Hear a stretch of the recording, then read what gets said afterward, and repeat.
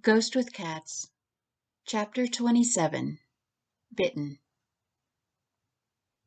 After an hour or more of praying and meditating, Tal felt better. His nails were not as pointed. He did not feel as overwhelmed by his predatory nature as when he meditated and prayed at home. He felt he was granted some strength and comfort. A fluffy brown kitten crawled into his lap. It started purring, looking up at him with giant golden-green eyes open wide in the darkness.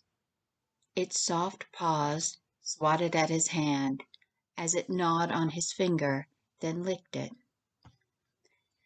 before falling asleep with a tiny mew. It was strangely comforting to hold the small, trusting creature as his heart cried out for aid. He realized in a way he was the kitten and had to trust the plans for him were prepared long before tonight, and that they were meant to teach him and bring him to a place of greater purpose. He had never known weakness until now.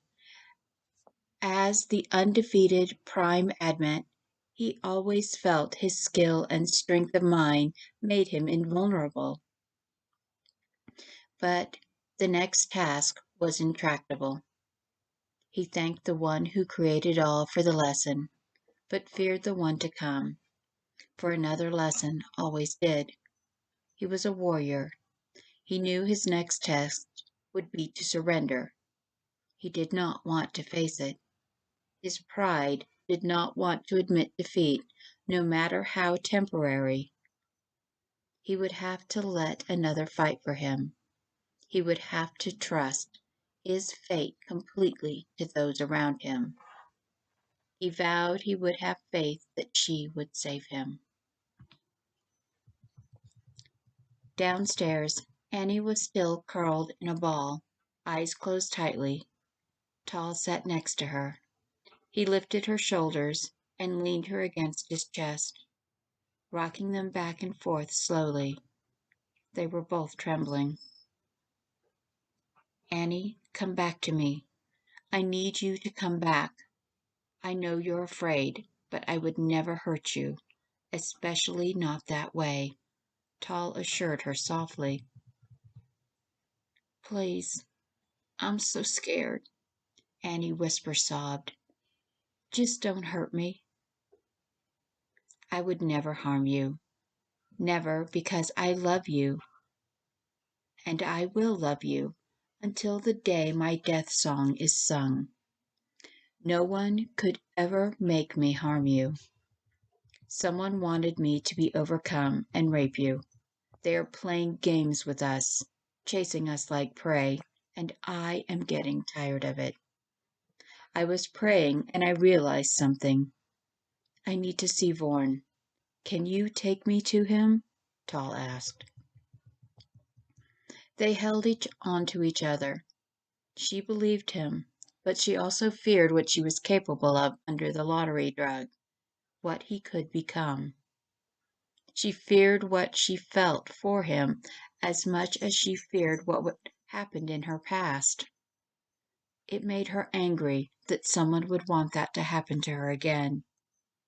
She closed her eyes and prayed for strength. She was so tired of being afraid and broken. She focused on her rules for survival and living. If she followed the rules, she would be fine. Or was that the lie she tried to convince herself of? Her mind chanted the rules of daily life and rules for survival like a mantra. Annie struggled with them for the first time in 7 years. She had broken all of the rules since she rescued the Eloh. She had nothing to offer to save herself or him except hiding. Why do you need Vorn? She asked, trying to find something to focus on besides her fear.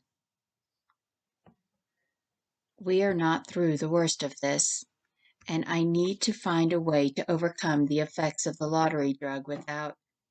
He trailed off.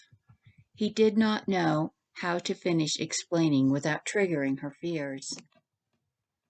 Without sex, she stated bluntly, because I'm too scared to do what you need to have relief after being dosed. She sounded ashamed of herself. She was ashamed. Ashamed of her fear.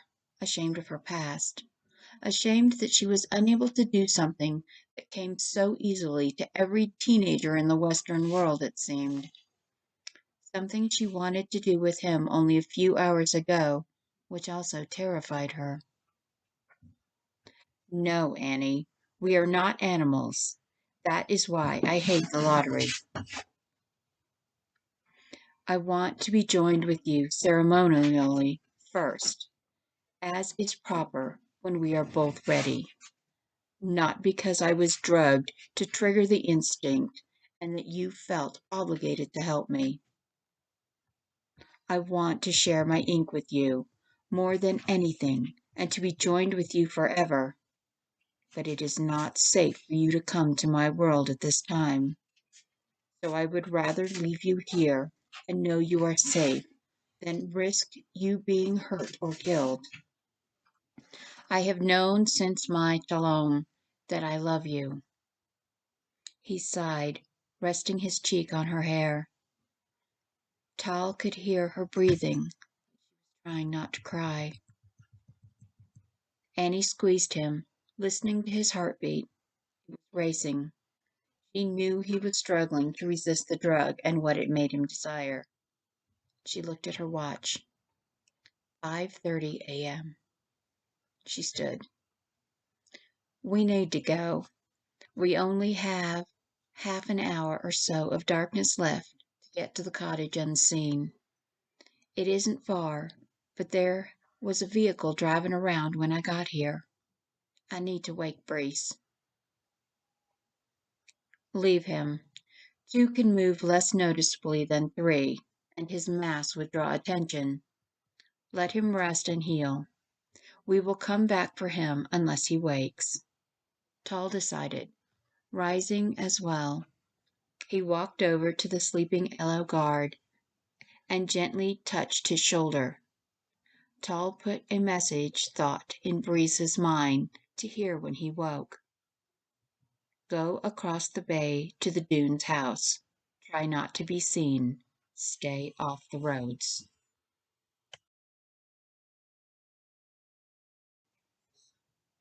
As they walked, Annie asked Tal, what did you do with Breeze?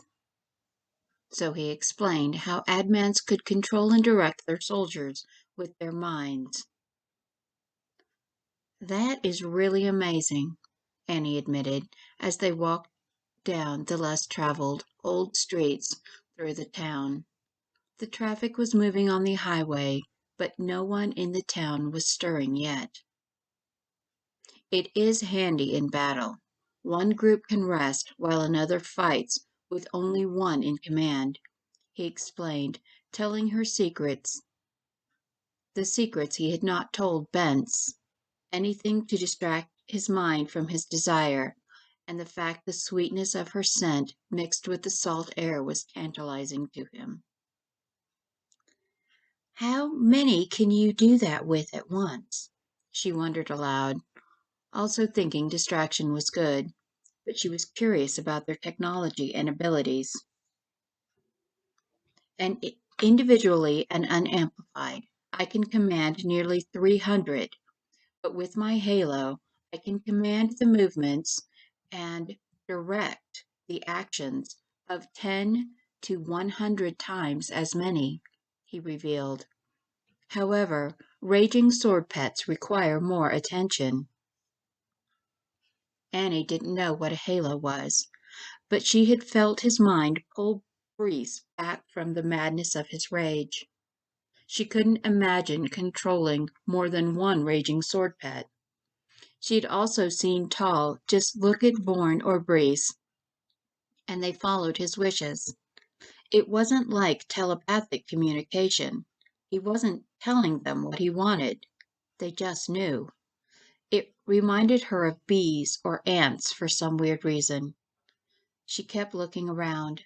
They were too exposed out in the open, too vulnerable to attack. Just a little further, she reminded herself. Just a little longer, and I can go back to being a ghost and living by the rules. They followed Fisher Road and slipped into a tree-surrounded cottage at the corner of St. Mary Street. Was a dim light in one bedroom. Sharon cried out, and Annie pulled her Glock as she rushed in. What she saw shocked her. Sharon and Vaughan were both naked, entangled in the bedsheets and each other. He was biting her shoulder. Annie almost shot him, but Tall grabbed her gun and covered her mouth, dragging her out into the hall before the amorous couple noticed them. She struggled against his grip, so he pulled her with him through the kitchen and outside onto the screened porch. They just caught her best friend having sex with his best friend and manservant. They were both freaking out. "Let me go!" she screamed against his hand. When they were outside, she was still struggling, but he held her tight. He was hurting her! Annie was stronger than Tall realized, but he did not dare release her, even when she headbutted him and split his lip. "He was not, and not until you calm down," he growled. Both of them were shaking. She struggled for a few minutes more, then stopped, obviously frustrated. Her voice was quieter, but still bordered on hysterical. "He was biting her. Why was he biting her? What is going on?" "It's normal," Tall answered shakily. "That ain't normal," she hissed. She was trying to calm down, but everything about tonight made her want to run back to her mountain or to her piney woods and lock herself in one of her cabins. "It is for my people after they have been given the lottery drug." He was inking her. "I told you, it is how we pledge ourselves to our females. We can't stay here. I can't be near them right now," he retorted harshly in a low tone. Tall turned and leaned against the wall, breathing heavily.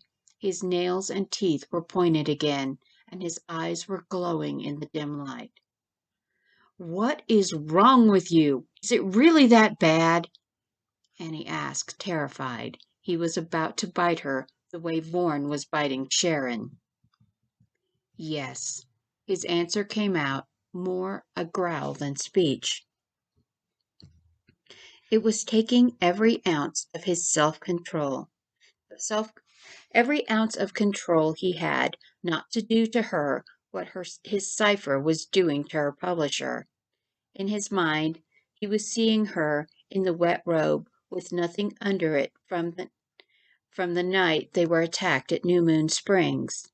The curved shape of her body was unlike any female of his world. It was beautiful and soft. He wanted it for himself. He tried to breathe slowly to calm himself as she paced. They were hidden in the shadows of the screened porch at the back of the cottage, trying to collect themselves, when suddenly a black SUV drove by with a spotlight shining on the houses. They dove for the floor. Slowly, both rose up enough to peek out at it. "Fuck," Annie muttered. The word that Tall's translator didn't know again. He needed to ask her what that word meant. She and Boaz seemed to say it often. Annie studied the SUV. Private plates, armored, tinted glass, silent motor, as it crawled by in the pre-dawn. It had to be one of Bent's lackeys. For a moment, she considered risking getting shot to get to the boat by the river, to get away, and not just from Bent's, but from Tall too. She shook her head to clear it. The alcohol and the lottery drug and her fear were making her irrational. "If Tall were going to hurt me, he would have done it by now." she reasoned with her fear. But Annie had just seen his cipher biting her best friend while they were having sex, and she was a lot freaked out. She needed to calm down so she could follow rule number 2 for survival. Always have a plan, another plan, and an exit. She needed a plan to save them that wouldn't get them all killed or caught. Tall was shaking almost like he was having a seizure. He was breathing so fast it seemed like he was going to hyperventilate.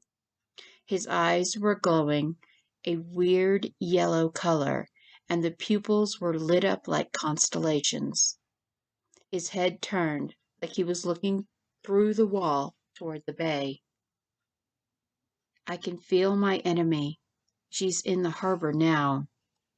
They're looking for me, to capture me before the drugs wear off. He sounded despairing as his brain processed all the angles of the new threat. It isn't just your people who are after our tech. She is here, after my fleet to kill the king and divide the kingdom. What are you talking about? Annie was confused, wondering briefly if he was hallucinating. How did Vorn and Sharon get here? Tal demanded abruptly, grabbing her shoulders. By boat. At the end of the street is the river. Just north is an inlet. The flatboat should be there. It has a small outboard motor. Just push the button and it starts. If you take it all the way south to the jetty park, then go east along the beach, you'll be back at the Dunes house. Do we need to go now? Annie was shaking as she recited the information. Not we, me. They're going to capture me, Annalise. You have to tell Vorn, Lady Collie of Ashrath is here. Tell him come get me as soon as we have flyers. After dark, tonight. He panted between phrases. She is going to want to play one of her demented games before she kills me. She is going to want me to comply, to ink her, since I've been given the lottery drug. But if I can't, if I won't, it will buy a day to save me at most. I need you to trust me, Annalise. I need you to save me from Collie. You must remember I love you. He held her shoulders so tightly it hurt. He seemed irrationally desperate. Annie wondered how much of the drug and alcohol was still in both their systems, because it sounded to her like Tall was planning on getting caught. What are you talking about? We only have to stay hidden, she started. Tall struck her suddenly, stunning her. She saw stars and her legs buckled. She felt and heard him ripping her shirt. Her heart cried out in despair because of what she believed was about to happen. Instead, he held her, hugging her against his chest. It felt like he was weeping. I am so sorry. I love you more than my life, but I must save my kingdom. Please believe me, I don't want to hurt you, and I didn't want it to be this way, he whispered brokenly. She moaned as he bit her hard on the shoulder. It only hurt for a moment as the needle points of his teeth sank into her flesh and the heat of his ink burned. Then a warmth spread across her shoulder and neck. It made her feel dizzy, and her heart started to flutter like when she had been injected with truth serum by Hadif. Tall promised he wouldn't hurt her, but she felt like she was dying.